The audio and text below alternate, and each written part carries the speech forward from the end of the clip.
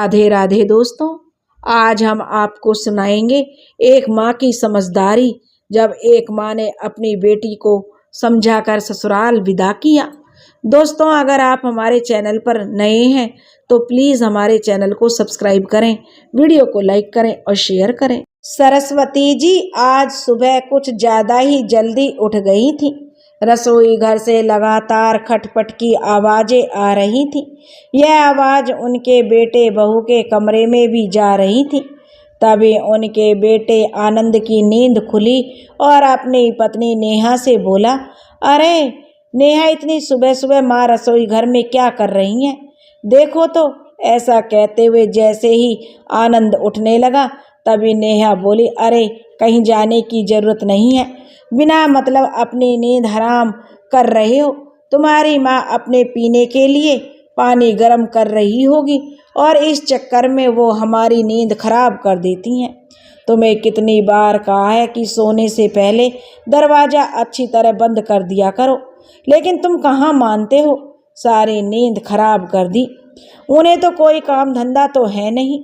घर का काम करते समय तो इन्हें घुटनों में दर्द होता है, लेकिन सुबह सुबह तैयार होकर पार्क में टहलने के लिए निकल जाती हैं।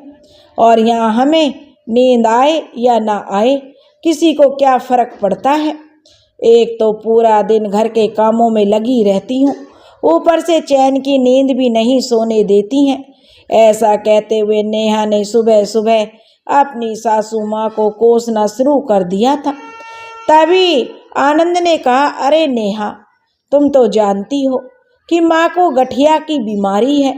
गठिया की बीमारी के चलते डॉक्टर साहब ने उन्हें टहलने की सलाह दे रखी है। और वैसे भी इतना भी काम नहीं होता घर में जितना तुम बोलती रहती हो।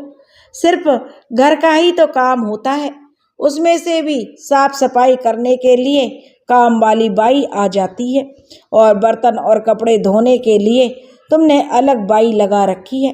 सिर्फ खाना पकाने का काम होता है और उसमें भी माँ तुम्हारी मदद कर देती है।